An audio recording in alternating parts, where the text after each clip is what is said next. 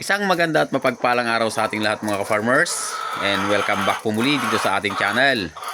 So for today's video ay pag-uusapan po natin or sasagutin natin yung katanungan ng aking dating katrabaho kung magkano daw ba yung inabot ng aking gastos nung tayo po'y magsimula sa larangan ng paitlugin na manok. So 96 heads po yung ating simulan. So bago po natin sagutin yan mga farmers ay inaanyayahan ko pala kayong subscribe dito sa ating channel, and paki-comment na rin po kung taga saan kayo para malaman din po natin kung saan umaabot yung ating mga videos, at pwedeng paki-like na rin po mga ka-farmers. So ayun na nga, bali nabanggit na po natin nung mga nakaraang videos natin na kung magkano po natin nakuha itong ating mga RTL chickens, at ulitin na rin po natin para naman masagot yung katanungan ng aking dating katrabaho. So umpisahan po natin dito sa ating mga RTL mismo.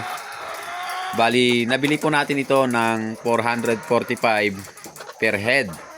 So kung i-multiply po natin sa 96 heads ay makukuha na po natin yung kasagutan sa kanyang tinatanong. And about naman po dito sa sa cage natin, ito po ay niregalo lang po sa atin. Bali second hand siya, at nakabawas na rin po yon sa gastusin natin mga ka-farmers. Kung sa iba mga ka-farmers, base po sa kabilang farm, dahil pinupuntahan din po natin yung kabilang farm, bali kulang-kulang 60,000 po, kasama na po yung cage at saka yung manok. And kung wala pa po tayong housing, yun po yung nagastos ko po dito sa housing natin ay sa pagpapatistis po ng kahoy. Kahit na may mga kahoy na tayo, ay inabot din po tayo ng 5,000 plus. And syempre yung yero, gumastos tayo ng 4,000. At yung labor naman po ay ako na rin kasi ang gumawa, kaya yung mga ginastos na lang natin ditong merienda at saka yung pagkain natin mga farmers, sa labor naman wala na. And pagdating po ng RTL mga farmers, hindi naman po sila makakapag-lay agad ng itlog, at hindi naman natin mapipilit na mag-produce agad yung ating mga alagang RTLs, kaya shoulder po muna natin yung kanilang patuka hanggang sa sila po ay mga pangitlog. Kaya yun. So sa ngayon mga ka-farmers ay kasalukuyang may 3 na pong itlog na nandito. So alas 9 pa lang po ng umaga, and kahapon ang pinaka natin na napulot na itlog ay 4 na itlog na po mga ka-farmers, dahil nag-start pa lang sila na mag-produce ng itlog. So ang nagastos na po nating feeds ay nandito po yung record natin. Bali meron na po tayong 6 na feeds na nagastos. So ayan, nililista po natin lahat yung ating mga ginagastos dito para alam naman po natin kung magkano po yung lumalabas. So sa feeds naman po yung presyo ng feeds ay nakadepende naman po yan sa ating mga kanya-kanyang lugar, kaya hindi ko po masasabi yung kanyang fix na price. And syempre gagastos din po tayo ng mga vitamins and supplements. So yun po yung natin mga farmers, mga pinagkakagastusan natin. And hindi na po natin may breakdown nagbibigay na lang po tayo ng mga basihan para kayo po ay makapag-umpisa rin sa ganitong larangan ng pagmamanukan.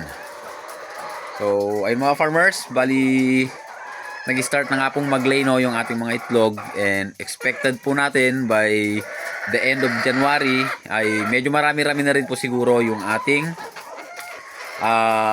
ma-harvest na itlog.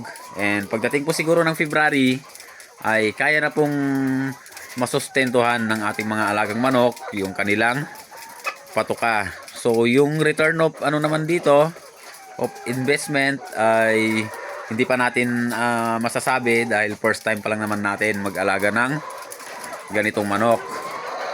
So, napili po natin no na ganito yung alagaan nating mga klase ng manok dahil lang gusto kasi nating mangyari mga farmers ay kahit papano araw-araw po tayong magkaroon ng income. So, maliit man po siya at hindi sa ganon kalaki gaya ng ibang business. So, ang importante po ay may papasok sa atin na pakonti-konti lang and masustain yung kanilang feeds para magtuloy-tuloy po yung cycle ng ating pag-aalaga dito sa ating nasimulang business. So mga farmers, pag maganda po yung naging resulta nitong pinag-umpisahan natin, balak po natin magdagdag ng 96 heads pa. So itatabi po natin dito. Nasabi ko na rin yan.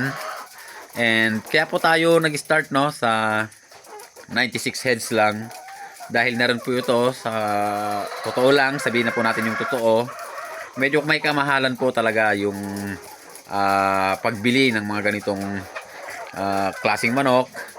And pangalawang factor mga farmers ay iniisip ko rin po yung market natin. So number 1 po yun sa pagninegosyo.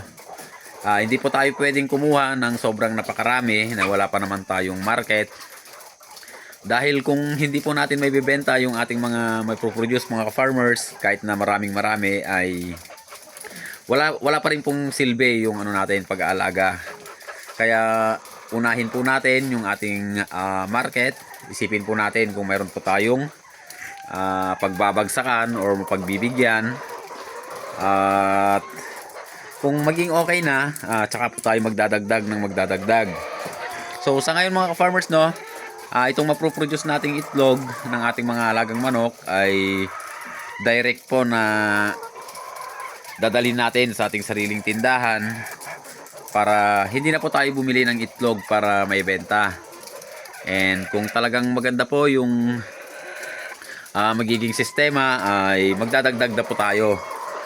And isa rin po na iniisip ko ng mga farmers ay yung competition po sa pagbibenta ng itlog dahil alam naman natin na marami na rin po yung pumapasok sa ganitong larangan ng negosyo. And may mga farm na rin dito na malalaki.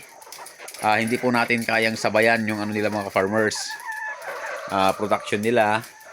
And sila po ay nakaano na mga farmers, mayroon na silang talagang market. Kaya kayang-kaya na po nilang mag-alaga ng napakarami. So tayo po, habang tayo po ay nag-uumpisa pa lang, ayusin na po natin yung ating magiging market para kung maisipan nating mag-expand or magpalaki ay wala na po tayong problemahin mga ka-farmers.